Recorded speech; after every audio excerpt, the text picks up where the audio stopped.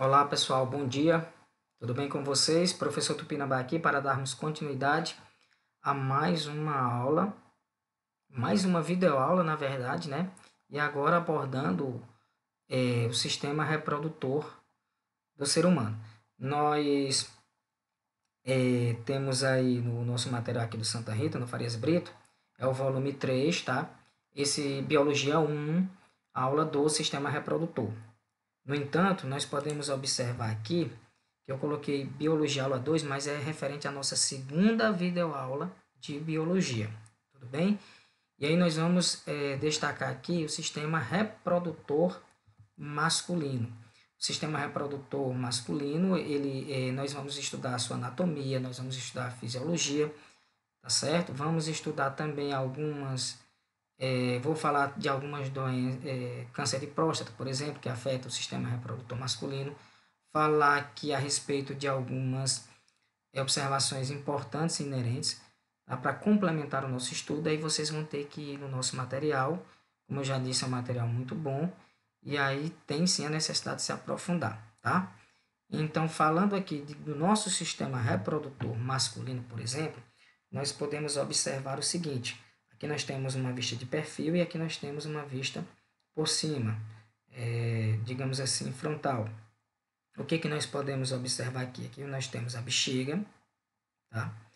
E na bexiga podemos observar que o ureter, tá? Como ela é vista dessa outra forma, você está vendo aqui os dois ureteres e a bexiga.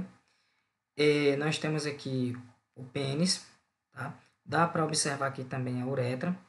A uretra no pênis ela vai ser maior, porque ela acompanha o tamanho. Na mulher ela é menor. E uma coisa interessante a se citar aqui é que a uretra ela vai ser responsável no homem está relacionada aí ao sistema reprodutor quanto ao sistema urinário. Então, por ela vai passar tanto urina quanto vai passar o sêmen ou esperma. Já na mulher, ela está somente relacionada ao sistema reprodutor, ok? E aí é possível observar a vesícula seminal, é possível observar aqui a próstata, tá certo? Nós vamos discorrer sobre cada uma dessas estruturas mais adiante. O testículo aqui nós podemos também observar, por exemplo, o canal deferente, aqui onde o canal que o médico vai fazer aqui uma incisão e interromper aqui a passagem dos espermatozoides, então aqui na vasectomia. Tem-se aqui ainda o epidídimo, tá? Que eu vou discorrer sobre ele depois. E o testículo, como eu vou dizer lá na frente, ele tem que ficar fora da cavidade abdominal, por dentro dessa bolsa aqui, que é o escroto, ou saco escrotal. Tá? Por quê? Porque ele tem que ficar aí de 1 a 4 graus aí com a temperatura inferior à do corpo. Por que isso é importante? Para que se possa ocorrer a produção de espermatozoides. O sistema reprodutor masculino, ele vai ser formado pelos testículos, pelas vias espermáticas, pelo pênis, pelo escroto, tá? E as glândulas anexas aí. Então, o que nós vamos fazer? Vamos discorrer sobre cada uma delas aí, ok? Bom, quando nós falamos de testículos, são gônadas sexuais masculinas. Vão estar envoltas pelo escroto, que é a bolsa, e no interior nós podemos aí encontrar pequenos compartimentos denominados de lóbulos testiculares. Então, dentro desses lóbulos, nós podemos aqui observar os túbulos seminíferos. Esses túbulos seminíferos aqui é onde vão ser responsáveis pela produção de espermatozoides, tá? E essa produção nós vamos também estudar lá na frente sobre a gametogênese masculina, que é o processo de formação dos espermatozoides. Também podemos observar células de Leydig ou células intersticiais que vão ser responsáveis pela produção da testosterona e dihidrotestosterona, os hormônios aí sexuais masculinos. Aqui está o epidídimo. Tá? Esse epidídimo aqui ele vai ser responsável pela maturação e armazenamento dos espermatozoides, ora produzido aqui nos túbulos seminíferos. Então, epidídimos, 2 tubos enovelados, que vão partir dos testículos, armazenam, mas também promovem a maturação, tá? dos espermatozoides. Os canais deferentes são dois tubos que partem dos testículos, circundam a bexiga urinária e unem-se ao ducto ejaculatório, onde vão desembocar as vesículas seminais. Então, aqui nós temos o canal deferente, por exemplo. Nesse outro slide aqui, nós podemos observar os canais deferentes, um de cada lado. Bom, as glândulas anexas são as vesículas, nós temos aqui vesícula seminal, próstata e as glândulas de Cooper. Então, qual é a função da vesícula seminal? É produzir um líquido no qual vai fazer parte da constituição do sêmen ou esperma, e esse líquido é responsável pela nutrição dos espermatozoides. Um outro líquido que vai entrar na composição do sêmen vai ser o líquido prostático, tá? Produzido pela glândula próstata. Então, o esperma vai ser um conjunto do líquido prostático, das vesículas seminais e os espermatozoides. Então, esse líquido oriundo da próstata, ele vai ter uma natureza alcalina, e isso é importante porque neutraliza a acidez da vagina, o pH da vagina. Por que eu estou dizendo isso? Porque um dos empecilhos que os espermatozoides vão encontrar durante o seu trajeto, desde a entrada da vagina até a chegada no óvulo, então ele vai ter vários obstáculos, e um desses obstáculos é justamente esse pH ácido. Então, o líquido prostático vem a neutralizar esse pH, facilitando assim a trajetória, a jornada do espermatozoide. Tá? E as glândulas bulbouretrais ou glândulas de Cooper tem aí uma secreção transparente, é lançada dentro da uretra para fazer uma limpeza e preparar o caminho dos espermatozoides. Então, ele atua como função de lubrificar o pênis aí durante o ato sexual. É interessante você fazer aqui um adendo com relação à próstata. Por quê? Porque é uma glândula na qual, quando é acometida pelo câncer, pode levar o indivíduo à morte. E no Brasil, é considerado aí o segundo mais incidente no homem. Nos Estados Unidos, em 1991, ultrapassou o número de mortes, digamos assim, o número de casos em homens, superando aí o câncer de pulmão, por exemplo. Segundo o nosso material, 200 mil diagnósticos por ano lá nos Estados Unidos e 40 mil mortes aí. Dois exames são interessantes aí para auxiliar no diagnóstico. Tem aí o PSA, geralmente os médicos recomendam aí esse PSA, que é o antígeno prostático específico para homens acima de 50, e o toque, depois dos 40 aí, né, fazer o toque. Esses dois exames, e principalmente o exame do toque, dão um bom diagnóstico sobre de como está a próstata, e se houver algo de diferente, aí a formação de um câncer, o médico aí orientar o tratamento. Tá? O médico especialista nesses exames aí, nós temos aí o urologista, por exemplo. A uretra é um canal destinado para a liberação da urina e a ejaculação. Como eu disse anteriormente, no homem ela é comum ao sistema urinário e reprodutor. Na mulher, somente ao reprodutor. E no homem, ela é maior do que na mulher. O saco escrotal, ele vai proteger aí os testículos, tem a função termorregulação aí, aproxima ou afasta os testículos do corpo, mantendo aí uma temperatura, tá? Como eu já citei, eu falei de 1 a 4, mas pode ser de 1 a 3, o importante é que os testículos, tendo essa temperatura menor do que a do corpo, aí em alguns graus, favoreça aí o desenvolvimento a formação dos espermatozoides, tá? Bom, existe aí também uma anomalia, se eu não citei, estou citando agora, que é chamada de criptoquerdia, mas que pode ser corrigida cirurgicamente. O que é isso? É quando um indivíduo nasce com os testículos dentro da cavidade abdominal. Aí é necessário se fazer uma intervenção cirúrgica para descida desses testículos e se alojarem no saco escrotal. Okay? O pênis é o principal órgão do aparelho sexual masculino. Ele é formado de dois corpos cavernosos, um corpo esponjoso, que vai envolver e proteger a uretra. Tem a cabeça, que é a glande, tá? E existe aí uma abertura nessa cabeça, que é a abertura da uretra, E essa glande ela vai ser envolvida pelo prepúcio, tá? Que quando esse prepúcio está em excesso, que prejudica a visualização da glande, aquela coisa toda, pode ocorrer aí quando não expõe a glande como um todo, juntar secreção, isso pode causar inflamação e infecção, então há necessidade de uma intervenção cirúrgica aí, na qual é chamada de fimose, feita pelo especialista. Na glande, tem aqui nessa região da glande, vai ter aí umas terminações nervosas, muitas terminações nervosas, que durante o ato sexual geram estímulos para que em um determinado momento ocorra o orgasmo com a eliminação de sêmen, tá certo? Aí dentro da vagina, o que vai configurar aí, se ocorrer o encontro do espermatozoide com o óvulo, aí o processo de reprodução, tá?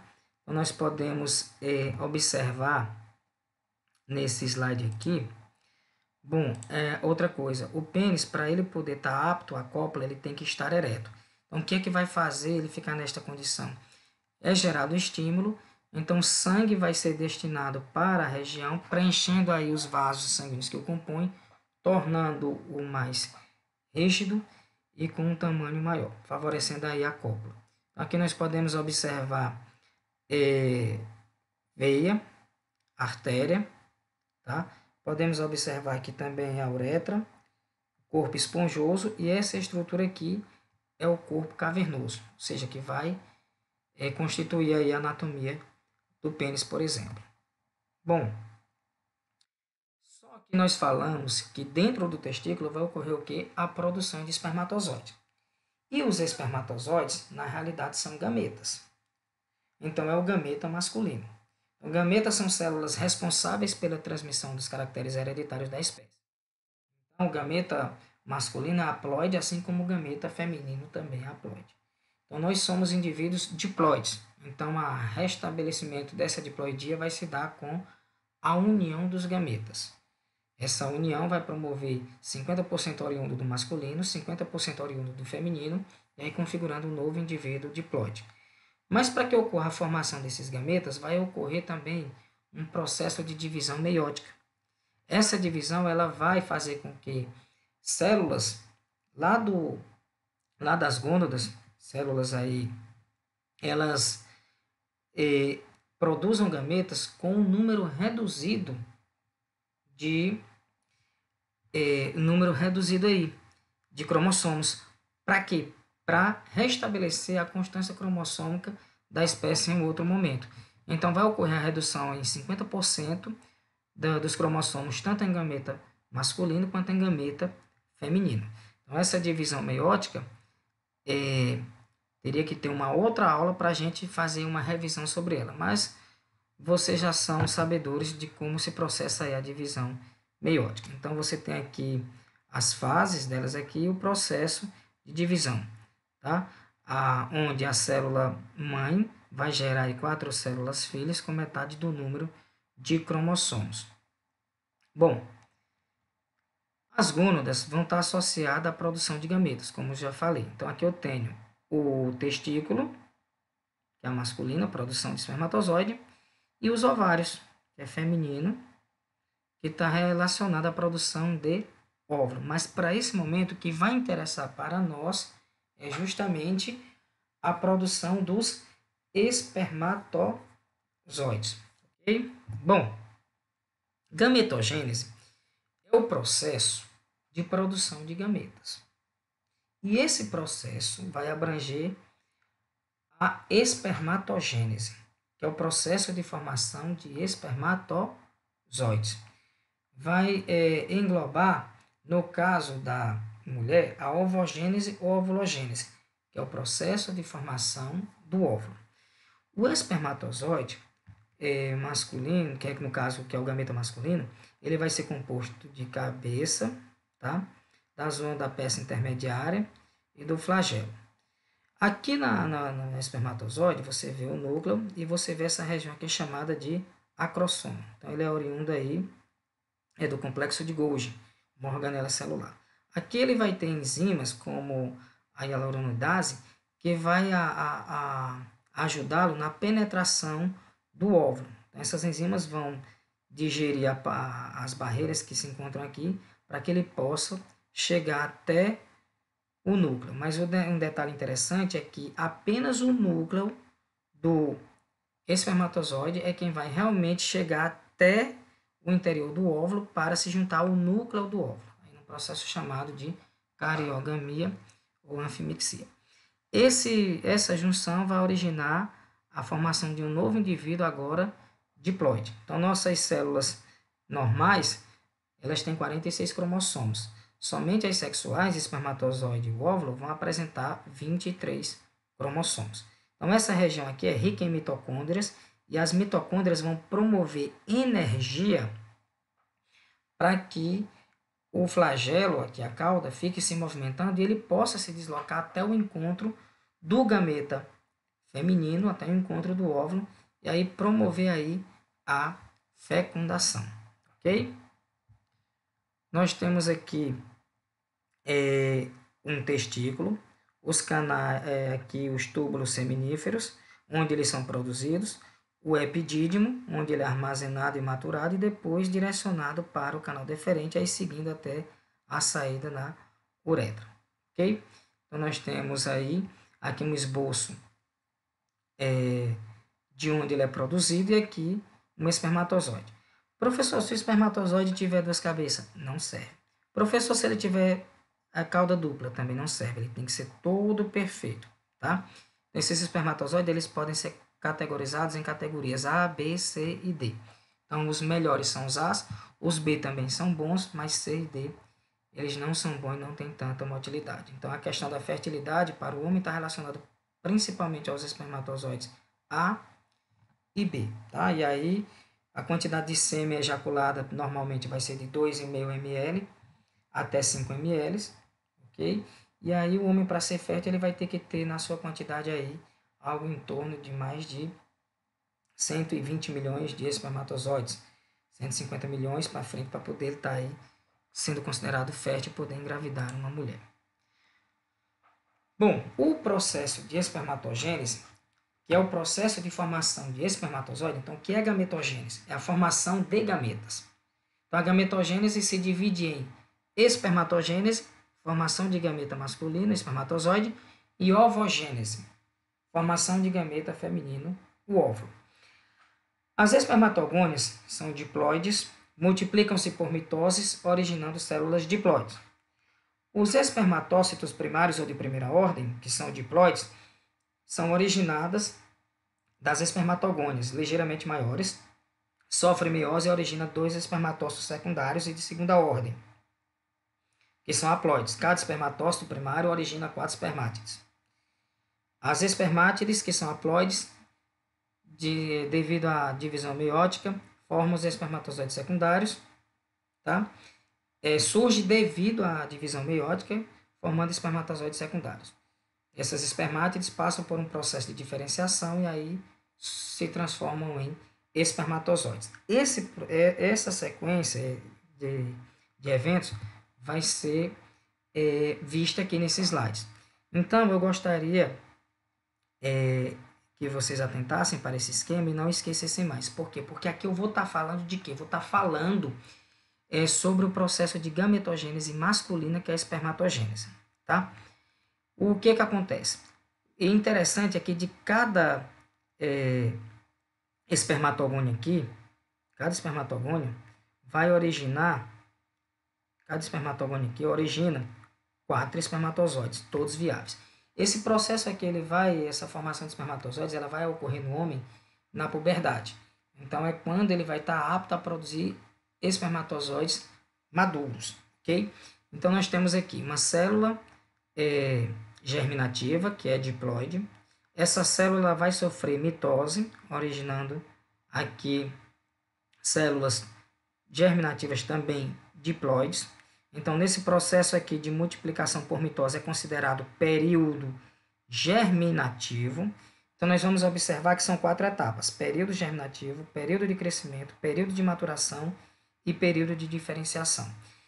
Fazendo uma comparação com a gametogênese feminina, lá só vai ter 3 etapas. Então, lá não tem esse período de diferenciação.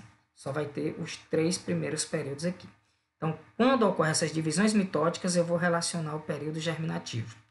Vai acontecer que essa célula germinativa ela vai sofrer um crescimento, então ela vai ficar maior do que o que era antes e continua sendo diploide. Essa célula aqui, quando ela cresce, ela vai receber o nome de espermatócito 1 ou de primeira ordem e é diploide. Então, esse período em que ela cresce é chamado o período de crescimento, que é a segunda etapa da gametogênese. Aqui, esse espermatócito 1, ele vai sofrer a primeira divisão meiótica. Ao sofrer a primeira divisão meiótica, ele origina os espermatócitos 2, que são haploides. Esse espermatócito 2 aqui, haploides, eles vão sofrer uma nova divisão meiótica, que é a segunda divisão meiótica, originando 4 novas células também haploides.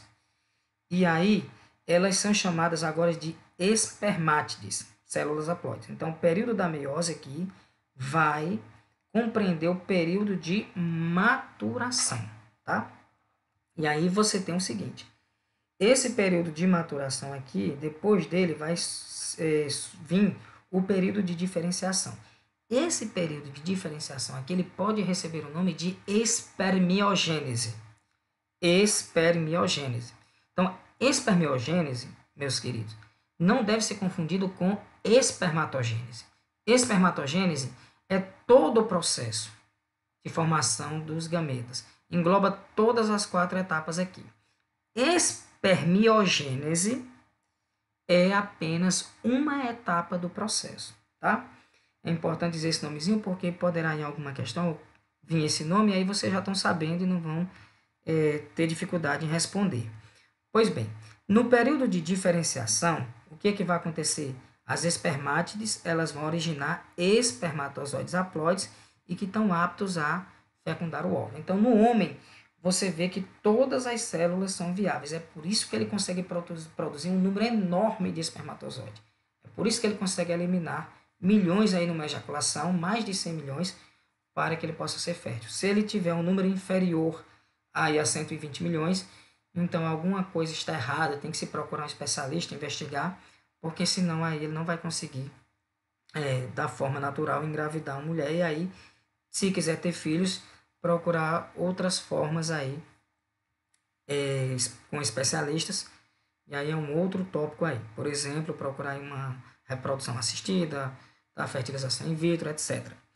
Mas, volto a afirmar aqui, quando nós falamos de gametogênese masculina e feminina, há diferenças. Então, o que eu posso observar de diferenças? Enquanto aqui eu tenho 4 etapas, lá na feminina, 3 etapas. Enquanto aqui forma-se 4 células ativas, tá? Operantes, lá só vai formar uma. Ok? E nós podemos ver que esse esquema aqui ele está bem didáticozinho, dá para você perceber. Agora, às vezes eles podem perguntar quantos espermatozoides são originados de uma espermatogônia? Bom, de uma espermatogônia, 4. De um espermatócito 1, 4. De um espermatócito 2, 2. E de um espermátide, 1. Então, gravar esse esquema, porque perguntas desse tipo pode vir a confundir um pouco aí a cabeça do aluno. E esse último slide aqui, ele está falando da regulação hormonal, por exemplo. Então, aí no caso do homem, temos aí o hormônio folículo estimulante, no qual ele vai estimular a maturação dos espermatozoides nos túbulos seminíferos. O hormônio estimulante das células intersticiais, eles vão estimular as células a produzir hormônio masculino, aí a testosterona. Nós vamos ver que também na regulação hormonal feminina, aí nós temos vários hormônios, mais complexo do que no masculino, porque aí vai entrar a questão da preparação também do útero para receber um possível óvulo fecundado, se não vai ocorrer menstruação, etc. Mas isso é algo que a gente vai ver lá em reprodução feminina. Uma outra coisa que é importante também destacar aqui sobre o processo, sobre o sistema reprodutor masculino, é que pode acontecer hermafroditismo aí, tanto no masculino quanto no feminino. Então, esse hermafroditismo vai ter o hermafroditismo verdadeiro e o pseudo-hermafroditismo, tá? Quando se fala em hermafroditismo verdadeiro, então você vai observar aí no tecidos ovarianos e testicular em ambos os sexos. Então, no masculino, tanto tecido ovariano quanto tecido testicular. No feminino, tanto ovariano quanto testicular. O pseudohermafroditismo, ele tem discordâncias entre os sexos, fenotípico e gonodal. Tá? Então, aí, quando é um pseudohermafrodita masculino, ele vai ter tecido testicular mais a genitália feminina, externa. O pseudohermafroditismo feminino, ele vai ter aí os ovários mais a genitália externa masculina. Então, essa é a diferença aí que nós podemos observar. No nosso material está bem detalhado aí sobre essa questão. E quando se fala em sexo fenotípico e gonodal, é porque temos aí algumas classificações aí para esse tópico. Por exemplo, o sexo genético ou cromossômico está relacionado com os cromossomos sexuais. XX, mulher, XY, homem. Sexo gonodal está relacionado aí aos testículos e ovários. Sexo fenotípico ou genital, aí ele está relacionado com os caracteres sexuais secundários masculinos e femininos. Então, isso daí também pode ser aprofundado lá no nosso material. E aí nós terminamos essa videoaula, né? Espero que todos tenham prestado bastante atenção e não se esqueçam de aprofundar no nosso material, tá? Então, um abraço a todos e até a próxima aula.